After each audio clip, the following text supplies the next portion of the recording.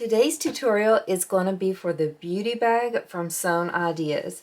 This is one of my favorite patterns, and the reason why is because it looks so stunning when you see it, but it is so quick and easy to make. You're going to be surprised at how quick this comes together. This is actually a beginner-friendly bag in my opinion. I sewed my first one several years ago when I was still a beginner, and I did not have any problems. I do change up a few things with this pattern, and I will point out the changes that I'm making whenever I'm sewing up those steps. The first thing I want to talk about is the interfacing. The only type of interfacing I changed was I added foam to the pouch instead of fleece. You can definitely use fleece. You might be a little surprised to find out that you have both fleece, SF101 and Decaville Heavy on these exterior pieces. You will be sewing through Decaville Heavy. So if you've not sewn through Decaville Heavy, you might be a little surprised and concerned if your machine can handle it. Most of them will. It's not too hard to sew through it. You really want that structure in there. This bag, the exterior is a shell, and you want it to be able to stand up really nicely on its own. For my zipper, I decided to fold down the ends 90 degrees. I'll have a zipper tab on one end, but I do this with almost all pouches, whether the pattern calls for it or not. It's just my preferred way to sew a pouch. I'm going to start sewing this pattern by making the pouch first. So to get this pouch portion started, the first thing we'll do is we'll add 1 or 2 zipper tabs onto the zipper. If you have not already added a pull to your zipper, make sure you do that, since you will be adding the zipper tabs to the ends and the pull needs to be on first. My zipper tab is using the pattern piece given, and it's just a 4-way fold. I just slip it on the end of the zipper, and then I'm going to top stitch 1/8 of an inch away. Let's go ahead and pull out one of the lining pieces and center my zipper on top of it. It doesn't matter on mine which way my zipper pull is going, because both my exterior pieces look exactly the same, so there's not a right or wrong side. So my zipper tape is centered along that top edge. They are both flush there, and I'm going to just baste this in place with 1/8 of an inch. My lining is right sides up, my zipper tape is right sides up, it's basted in place 1/8 of an inch away. I'm going to pull out an exterior and just place it right sides together, matching up that top edge and now the sides, and this time I'm going to sew all the way across with the full seam allowance. Now that I have these top edges sewn, I'm going to flip them so they're the wrong sides together and just kind of press. And at this point for me, I'm going to sew through both the exterior and the lining, but only from zipper tab to zipper opening. That is how the first side of this pouch looks. Let's go ahead and complete those same steps for the other side of the zipper with the 2 remaining pieces. I will do those steps off camera just to save some time, and I'll come back and show you what it looks like as we go on to the next step. Here is the exterior of my pouch. Let's flip it over, and there is the lining. What I'm going to do now is I'm going to separate the exteriors from the lining, and I'm going to clip the exteriors only together at the bottom and sew with the seam allowance given a pattern just across the bottom. After we sew the bottom of the exterior, the pattern tells us now that we're going to attach Velcro here. This will be what keeps the pouch attached to the shell of the bag. I personally don't like Velcro, just a personal preference completely. I am going to use magnets. This is what I usually do. It is a little bit trickier because you do have to measure to make sure you get them attached in the right place, not too close to your sides, and then also that you get it attached correctly to the lining base. If you do the Velcro, you have a lot more freedom because there's a wider piece of the Velcro, so if you get it a little bit off, it's still going to attach fine. So the first thing that I like to do is to go ahead and open up my zipper. And then you can choose if you want to top stitch along this bottom edge or not. I'm going to top stitch both edges open. This isn't the easiest thing to do because we have that zipper tab right there. Definitely can be done. It just requires a little bit of patience. So what I do is I butterfly my seams. I slide it under my machine with the zipper tab to the back. So this is the open side, and we're going to sew towards that zipper tab. I will be going back and forth between filling from the bottom to make sure my seams are pressed flat, and also making sure that my lining pieces don't by any chance slip underneath my needle. My first row of top stitching along that seam is done. I'm going to repeat it for the other side so that seam is completely opened. Now that I sewed that seam open, I'm going to install my magnets. Go ahead and pull out that lining base piece. You can see they're the same width. So what I want to do is I want to measure in from both sides on the base and on the bottom of the pouch. That is where I'll install the magnets. So I will have my magnets centered here on the base, and then I'll have it on the bottom seam that same amount in. Got the magnets installed. I actually went about 3 inches in on the base and the pouch. So now we need to finish the pouch. We have the bottom sewed, so what we're going to do is we're just going to have those exteriors together, have the linings together. I'm going to sew down the sides of both of these, of the exterior and the lining, and then I'm also going to sew across the bottom, but of course with the bottom we need to leave that opening so that we can turn it. So make sure everything's matched up. The way I do this is I start here with the seams. That is the part I want to match first. For me, I'm just going to kind of push the seams to the exterior. It's wanting to go that way already. Matches up really good, and then clip down each side from there. If I have extra, I will trim, but I really want those side seams to match first. After I get these all clipped together, then I'm just going to sew with the seam allowance given in the pattern.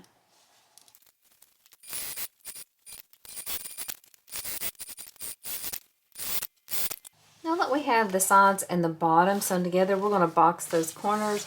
The way we do that, we'll start it here at the exterior, and I go inside to really open everything up. The bottom seam is already butterflied, so I'm going to go ahead and butterfly those sides, and right now I'm just going to clip.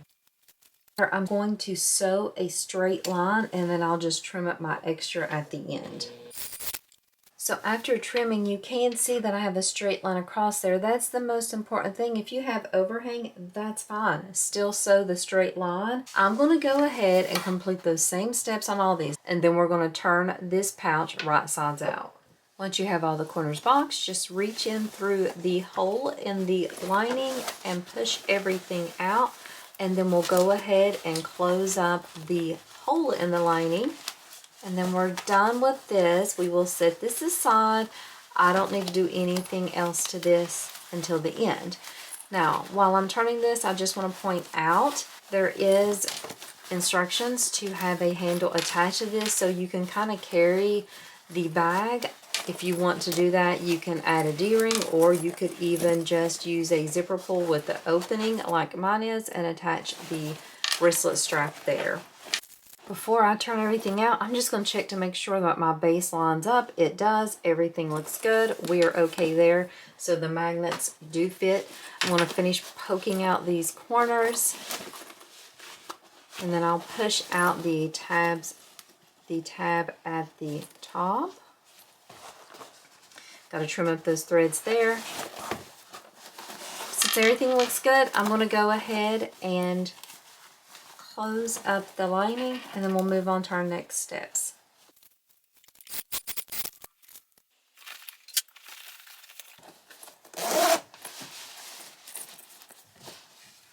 Now I'm going to go ahead and start working on the interior. One of the changes I'm making is that both sides of my interior will be the zipper pocket with the clear vinyl. I do not do the version with the makeup brushes and the flap. The reason why I'm making both of my sides with the zipper pocket is because I feel they're more versatile. I sell these. I give these as gifts. Some people use these for crafts. A lot of people buy these for their kids to store in like their markers and colored pencils and things like that. So I will be showing you how to make one of these zipper pockets, and then the other one I will do off camera. I'm using this clear vinyl. You probably saw this in another tutorial of mine, and this is from K&A Custom Fabrics also. The way I'm going to start this is I am going to use a piece of fold over elastic to make the binding for the top of the clear vinyl. I was a little short on my fold over elastic, so you'll see it's not going fully to the edge, but it's okay because I know I'll be trimming this down. The pattern tells you to make binding, but I had this and I thought it was so pretty, so that's what I'm using. Couple ways you can do this. You can use double-sided tape or glue and kind of adhere this. What I'm going to do is I'm going to have it clipped at the top, and I'm going to sew along the bottom edge, and then I will come in and add the zipper to sew it that way. So I won't be doing any stitches on top of themselves, but I won't have to use any clips or glue. I'll just be able to sew both of these independently. It just makes it a little bit easier, I feel like. What I'm doing now is I'm just matching up the top edge of the fold over elastic and this clear vinyl and clipping it into place. And now I'm going to sew along here. I'm going to sew really slow. Fold over elastic, of course, it has a tendency to stretch a little, and also where I'm working with the clear vinyl, it could slip and shift. I'm also going to turn my tension all the way up, same way I do anytime I sew with clear vinyl. And what I want is I want there to be about a 1/4 of an inch gap between my zipper teeth and the top of this fold over elastic. Again, you could use some double-sided tape or glue, but I typically just sew it and adjust as I need to as I go. I don't use anything on mine. So the way this works is I'm sewing that 1/4 of an inch away, and it ends up being that I'm just sewing an 1/8 of an inch from the top of the fold over elastic to attach these two pieces. I'm going to now repeat those same steps to do this for the other piece of clear vinyl, the zipper, and the fold over elastic. I have both of the clear pockets done and prepped, so I'm going to set one aside while we're working on the other one. We are going to take this top band piece and we're simply going to fold it wrong sides together. You can take this over to the iron if you want to press it, but I'm just going to finger press all along that folded edge. And then what we do is we're going to place this along here. If, like me, your vinyl's a little too big, make sure you kind of center that so you have room to trim it down as necessary. You definitely want the edges of this top band within the side of like your binding, your zipper, your clear vinyl, all of that. What I like to do now is I like to just put a clip on each side of this. The pattern tells us that we're basting this into place. She says you can hand baste it. I'm just going to baste it on the machine. You can remove these stitches afterwards, or if you want, you can just top stitch on top of them. So we will need to top stitch this piece again, is what we're technically supposed to do. Honestly, it won't matter too much if you don't top stitch that piece again. Your pocket would just be all the way open. It's not too big of a deal, but just keep in mind that the pattern tells us this is a basting stitch and that it should be removed later. Let's go ahead and make sure we have an even amount of space between the zipper teeth and the top band, just like we do between the zipper teeth and the fold over elastic. So for me, about a 1/4 of an inch. And then I'm just going to sew along the folded edge about an 1/8 of an inch away.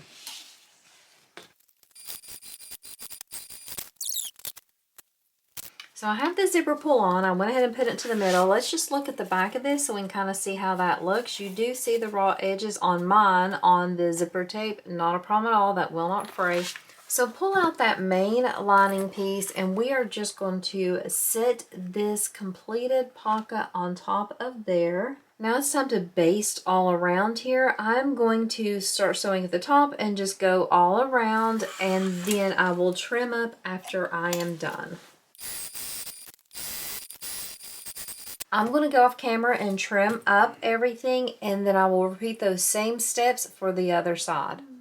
Besides the pouch, these are the pieces I have left.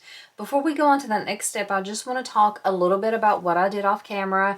I went ahead and installed the magnets on both of these top lining pieces. That will be the closure for this bag.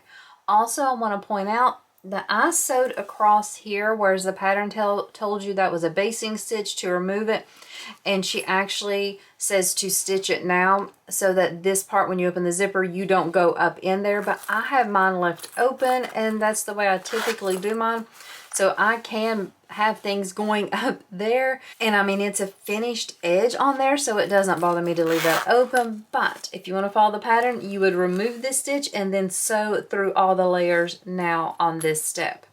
For the next step though, what I'm going to do is I'm going to take my two base pieces and I'm going to place these wrong sides together, and I'm just going to baste around them 1/8 of an inch to get both of these secured as one piece.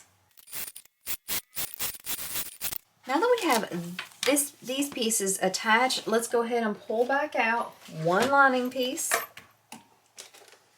and then one exterior piece. This is the lining piece with the magnets. I want it touching or right sides together with the lining main panel. You're going to match up that bottom edge there. I go ahead and add some clips here. You could even baste this into place if you wanted to. I don't, but you could. And so I just place the clips there. Then I come in with that main exterior piece, and for mine it doesn't matter if it's the front or the back because mine's all going to look the same. And then I line it up too. So the bottom is lined up there. I add a few more clips, and then you may want to double check to make sure this is going to look right. Your exterior base and your exterior should be together. Your linings should be together. Now what you're going to do is you're going to sew all along this bottom edge with the seam allowance given in the pattern. Once you have those pieces together, go ahead and flip them so that the main panels are wrong sides together, and let's take the time to clip around those main panel pieces. So let's look at what we have. Lining, exterior. Now for me, I'm going to sew this from the exterior side just to be careful. The pattern tells us we're just going to go around this curve to attach them, but I'm going to go ahead and top stitch here. I've went back and forth. Sometimes I do, sometimes I don't. It's just hard for me not to top stitch a seam, and so it's more like not a necessity, just a personal preference as to do it. So I'm just going to go 1/8 of an inch all the way around. You're going through quite a few layers, and so it's a little bulky, but your machine shouldn't have too much trouble going through everything. When I come down to that bottom, if you choose to top stitch across here, you're going to kind of pull to make for sure that everything stays nice and tight. You don't want to have anything shifting or being top stitched the wrong way. So now that we did that step, let's go ahead and talk about a few things. We're going to check the top stitching on the other side to make sure we're okay with it. We're going to trim up any overhang. So my top stitching here looks good. This is probably the main reason why she doesn't suggest top stitching here is because it could look a little wonky on one side or the other. It's a little tricky to get it perfect. Mine's not perfect, but it looks great to me and I'm completely okay with it. So what you're going to do now is those same steps for this other side. I'm not going to sew it on camera, but I'm just going to show you how you set it up to sew on camera. So here's that other lining piece. It's going to go right sides with the other lining, main and base. And then I just flip this whole thing over and take my other exterior main and place it right sides together with the exteriors. You're going to sew through all those layers again and then flip it to where these are wrong sides together and baste around And then if you choose to top stitch, go ahead and do that along the bottom. But like I said, that's not a necessary step. If you can believe it, we are done with all the construction. All we have to do is bind around and this bag is done. I told you how quick and easy, and that is why this is one of my favorite patterns. It looks so nice, but it comes together so amazingly quick and easy. So I'm going to go off camera and do that. When we come back, we'll talk about the binding. Before I put the binding on, I'm just going to kind of make sure everything looks good. So I went ahead and put the pouch in there. I closed everything up. I make sure it looks straight, looks even. You can see the base is laying really nicely. I just want to make sure I don't need to do any adjustments before this final step. But honestly, all we do now is binding. There is so many different ways to bind a bag. You can use fold over elastic. You can use waterproof canvas, pre-made binding. You can make your own. So I'm making my own. That's typically what I do. So I just have a lot of different scraps here and I will attach them as I need to while I'm sewing. I'm not going to attach them ahead of time. The way I'm going to do it is I'm going to lay this right sides together with the exterior and I'm going to sew a single layer. What that means is that then afterwards I will have to fold this over and under to have a finished edge here and a finished edge on the inside. Some people like to do this by folding it ahead of time and then sewing on and then just flipping that fold around. It's whatever you like to do with binding, whatever you feel most comfortable with. But let's go ahead and bind this bag. The only thing we really have to be careful with is around these curves. Sometimes we can get like some puckers or pleats or anything like that. It would be easier if we bound it from this side, but I want to bind it from this side because this exterior is the side that matters the most to me. You can choose however you want to do it, but that's what I do whenever I'm binding a bag. I start from the exterior and bind it from that way. I am going to start my binding here at the bottom. That will be the place where the connecting will be the least obvious because we will have a little bit of a bump right here where we connect. So the first thing I do is I fold that raw edge just under. I put the binding right sides together and then I just start sewing. Now I'm sewing with the seam allowance given in the pattern. It's not going to really matter too much. It also matters, the seam allowance you use, how wide you cut your binding or how thick you want a row of binding, but I'm just using the seam allowance given the pattern because it really doesn't matter too much to me on that one. So I'm going to speed this up and sew around here and then I will show you how I fold it and then I'll sew the rest of it off camera. My binding has a little bit of stretch. It's not so much that it's cut on the bias as that it is a woven binding that has not been interfaced, so it does have a little bit of stretch. That is going to help me to go around these curves. Now I'm not going to be pulling or applying any kind of tension while I'm sewing it because I know from past if I have too much tension on here, it's going to give me trouble when I'm folding it. So I'm just laying it and letting it kind of drape around there. And so I will just still sew with that seam line. So I'm going around the curve, just adjusting and making sure I'm not sewing over a pucker or pleat or anything like that.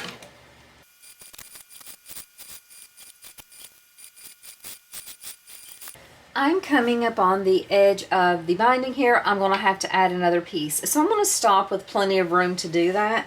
And you don't have to do it this way. I'm just lazy. You can always just add the binding ahead of time, attach it pieces to make it long enough. But I'm going to go ahead and back stitch, break those stitches, and then I'll add another piece there. But before I do that, I want to show you just how this binding will work. So what I'll do is once I have it all bound around, I will just flip it over and you can see even though I had this loose, it's already creating some tension there on the curve. That's why you don't want any more. And what you do is you just fold it under that raw edge to the middle and then you fold it to where the folded edge just covers that previous row of stitching here. When you have it like that, when you sew again from this side with that same seam allowance, It has no choice but to catch it on both sides if you folded it all the way around to where it just covers that seam allowance. That is the trick with bonding. It's not so much how you sew bonding and how precise, which does matter, but it's also how you fold it. That is a really important technique. So you can see I have my bonding there that I need to add the extra piece to. I'm just going to try to find a strip that's a little bit longer. They're all kind of short, so I'll probably have to do this one more time. But what you do is you just lay it on top of its, on the other piece, right sides together, but you have them perpendicular, and then you sew from the top edge down to the bottom edge. Then you just trim off the seam and continue sewing. That's the way I do it. Of course, you could do this all ahead of time. I just tend to not, so. Now that I have that sewn together and trimmed, I start sewing just the way I was. And whenever I come to the seam, I usually butterfly and press it flat. It doesn't really matter too much. It's not going to create a lot of bulk either way. But I'm going to continue sewing all the way around. Then I am going to, after I finish and have the bonding all attached, then I will flip it all over, fold the ends under just like I was showing, and sew around there. And then I'll come back to show you the finished bag. It is almost done. My beauty bag from Sewn Ideas is done. This pattern is so cute, it's so adorable, and you can see now how quick and beginner friendly it is. But let's just look at that shape, how gorgeous it is. This is stunning. This makes a beautiful gift, and sitting on your table at a craft show or a vendor event, it definitely gets people to notice and stop and look. People do not believe this type of bag is handmade because it just looks so great. Let's open it up. We have the magnets at the top. It opens and lays flat. Let me make sure you can see that all in the camera. We have the pouch, which you can remove because mine is magnetic snaps there. You can do Velcro. Each of these pockets zips open and is the full side of this lining main panel. Just gorgeous. Simply gorgeous. I love it so much. So like I said, this is designed as a beauty bag, but you can use it for storage. Kids can use it for their crafts. So if you want to put like color pencils, crayons, papers, anything you want in here, stickers, it would be a great little kind of carry pouch for them. You could even do snacks in here if you had like put a juice box and some crackers in there, napkins in one side, some wet wipes in the other. You can make a handle for this. So many different options, and it's just such a cute, unique bag, I think. One of my favorites from the designer Sewn Ideas. Super love this pattern, and I think it could not get any more cuter. The binding really sets it off. So if you haven't tried this pattern, I highly suggest you try it.